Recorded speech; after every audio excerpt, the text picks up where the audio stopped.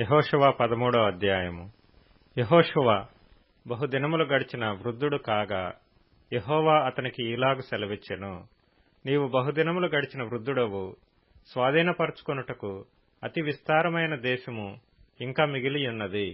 మిగిలిన దేశము ఏదనగా ఫిలిష్తీయుల ప్రదేశములన్నీయు, గెషూరీయుల దేశమంతయు, ఐగుప్తునకు తూర్పుననున్న షీహోరు మొదలుకొని కనానీయులవని ఎంచబడిన తూర్పు దిక్కున ఎక్రోనీయుల సరిహద్దు వరకును, ఫిలిష్తీయుల 5 సర్దారులకు చేరిన గాజీల యొక్కయు, అష్డోదీయుల యొక్కయు, అష్కెలోనీయుల యొక్కయు, గాతీయుల యొక్కయు, ఎక్రోనీయుల యొక్కయు దేశమును, దక్షిణ దిక్కున అవీయుల దేశమును, కనానీయుల దేశమంతయు, సీదోనీయులదైన మేరా మొదలుకొని ఆఫెకు వరకున్న అమోరీయుల సరిహద్దు వరకును, గిబ్లీయుల దేశమును, హెర్మోను కొండ దిగువనున్న బయల్గాదు మొదలుకొని హమాతునకు పోవు మార్గము వరకు లెబానోను ప్రదేశమంతయు, లెబానాను మొదలుకొని మిశ్రెపొత్మాయిము వరకును దేశము మిగిలియున్నది.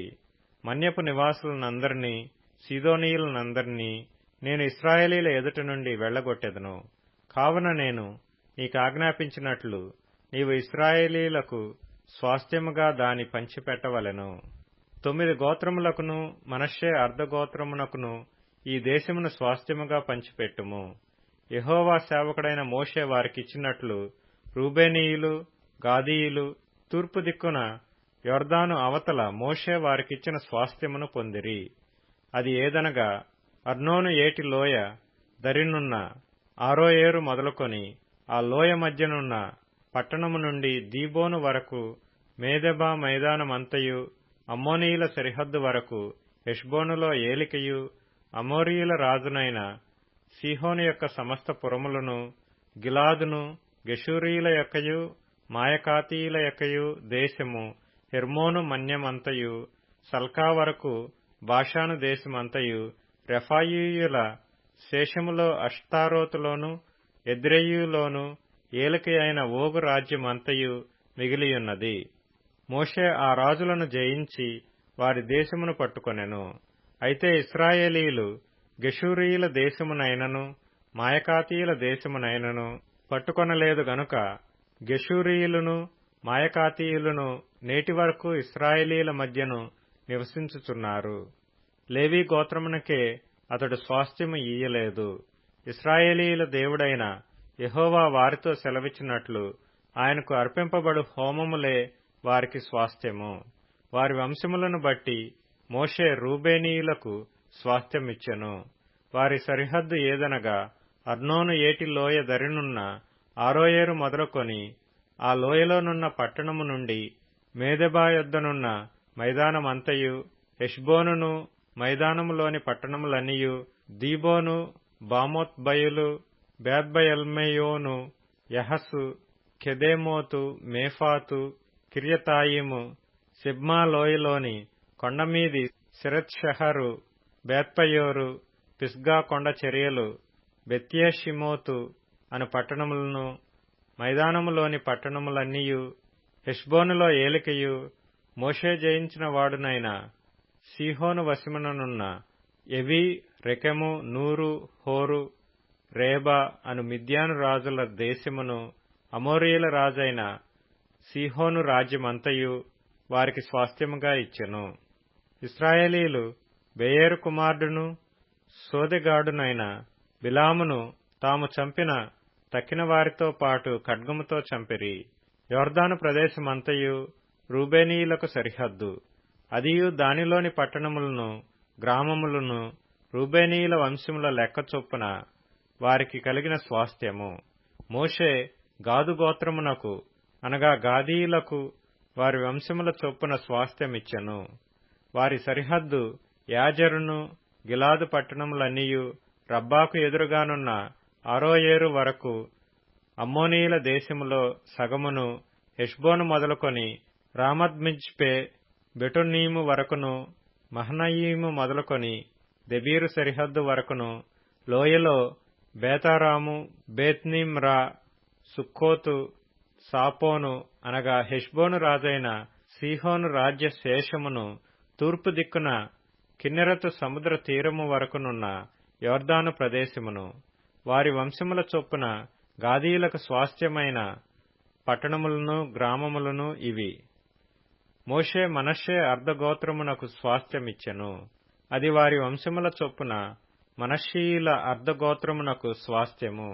వారి సరిహద్దు మహనయీము మొదలుకొని బాషాను యావత్తును, బాషాను రాజైన ఓగు సర్వరాజ్యమును, బాషానులోని యాయిరు పురములైన బాషానులోని 60 పట్టణములను, గిలాదులో సగమును, అష్తారోతు ఎద్రయుయునను, బాషానులో ఓగు రాజ్య పట్టణములను మనష్షే కుమారుడైన మాకీరు అనగా మాకీరీయులలో సగము మందికి వారి వంశముల చొప్పున కలిగినవి.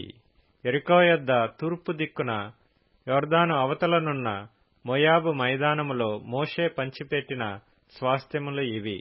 లేవీ గోత్రమునకు మోషే స్వాస్థ్యము పంచిపెట్టలేదు. ఎలయనగా ఇశ్రాయేలీల దేవుడైన యెహోవా వారితో సెలవిచ్చినట్లు ఆయనే వారికి స్వాస్థ్యము. యెహోషువ 14వ అధ్యాయము. ఇశ్రాయేలీలు కనాను దేశమున పొందిన స్వాస్థ్యములు ఇవి. మోషే ద్వారా యెహోవా ఆజ్ఞాపించినట్లు యాజకుడైన ఎలియాజరును, నూను కుమారుడైన యెహోషువయు ఇశ్రాయేలీల గోత్రము యొక్క పితరుల కుటుంబముల ప్రధానులను చీట్లు వేసి 9 గోత్రముల వారికిని అర్ధగోత్రపు వారికిని ఆ స్వాస్థ్యములను పంచిపెట్టిరి.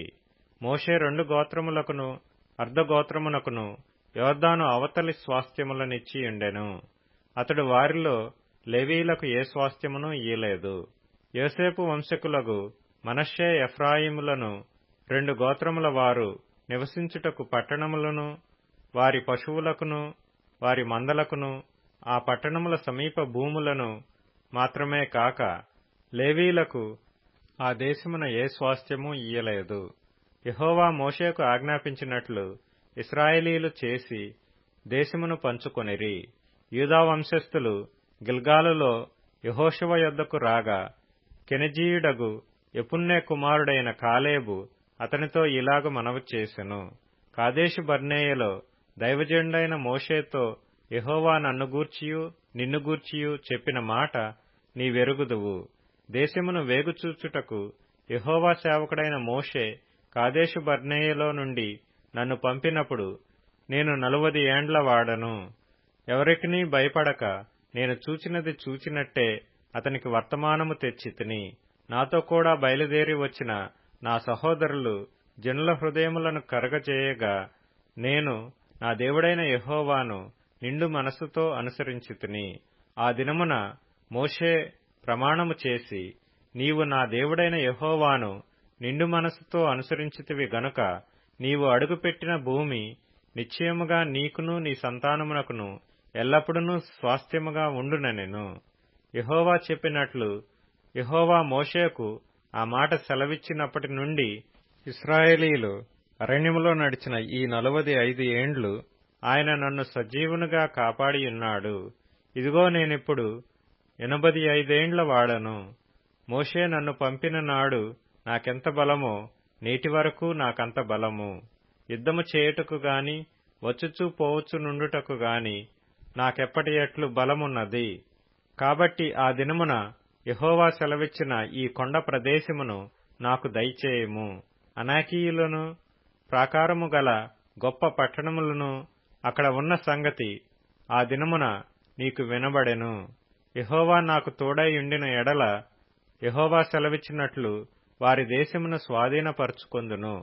యెఫున్నె కుమారుడైన కాలేబు ఇశ్రాయేలీల దేవుడైన యెహోవాను నిండు మనస్సుతో అనుసరించువాడు గనుక యెహోషువ అతన్ని దీవించి అతనికి హెబ్రోనును స్వాస్థ్యముగా ఇచ్చెను.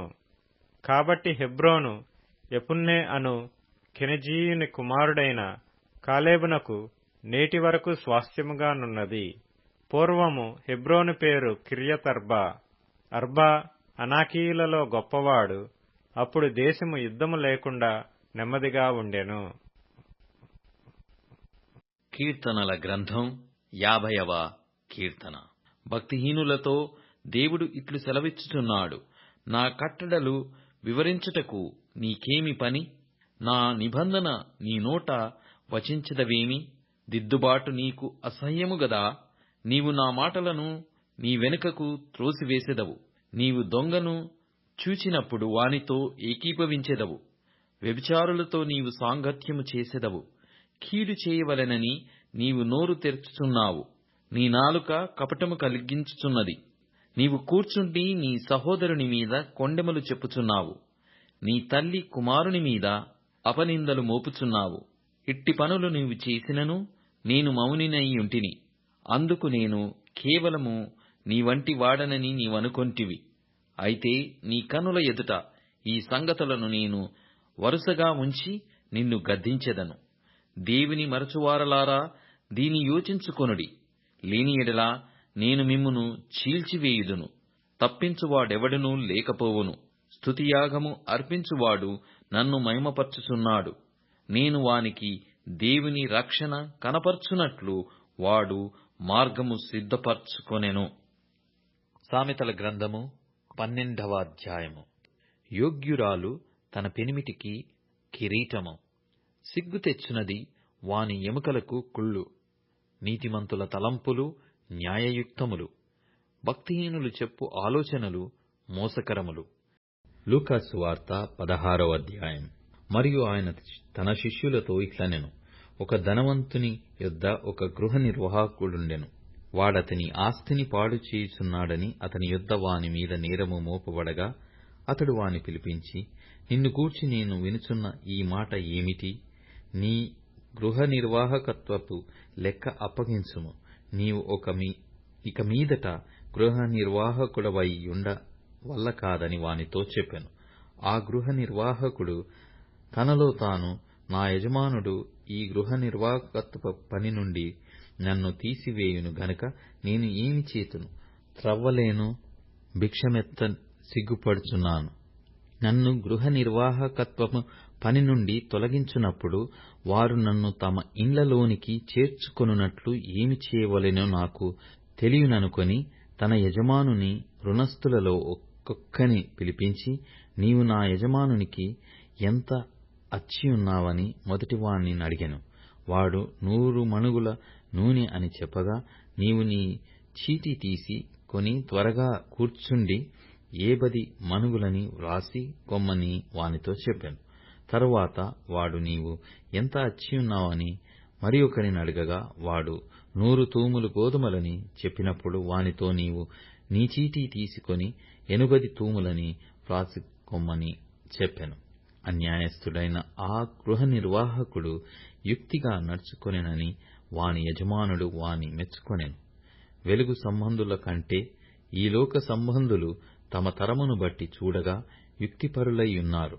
అన్యాయపు సిరి వలన మీకు స్నేహితులను సంపాదించుకొనుడి. ఎందుకనగా ఆ సిరి మిమ్మును వదిలిపోవునప్పుడు వారు నిత్యమైన నివాసములలో మిమ్మును చేర్చుకొందురని మీతో చెప్పుచున్నాను. మిక్కిలి కొంచెములో నమ్మకముగా ఉండువాడు ఎక్కువలోనూ నమ్మకముగా ఉండును. మిక్కిలి కొంచెములో అన్యాయముగా ఉండువాడు ఎక్కువలోనూ అన్యాయముగా ఉండును.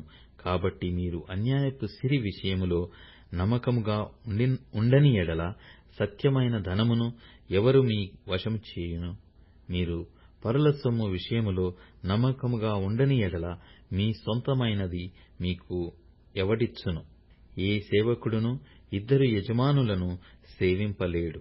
వాడు ఒకని ద్వేషించి ఒకని ప్రేమించును, లేక ఒకని అనుసరించి ఒకని తృణీకరించును. మీరు దేవునిని సిరిని సేవింపలేరని చెప్పెను. ధనాపేక్ష గల పరిసయ్యులు ఈ మాటలన్నీ విని ఆయనను అపహసించుచుండగా ఆయన, మీరు మనుషుల ఎదుట నీతిమంతులని అనిపించుకొనువారు గాని దేవుడు మీ హృదయములను ఎరుగును. మనుషులలో ఘనముగా ఎంచబడినది దేవుని దృష్టికి అసహ్యము. యోహాను కాలము వరకు ధర్మశాస్త్రమును ప్రవక్తలను ఉండిరి. అప్పటి నుండి దేవుని రాజ్య సువార్త ప్రకటింపబడుచున్నది. ప్రతివాడును ఆ రాజ్యములో బలవంతముగా జొరబడుచున్నాడు.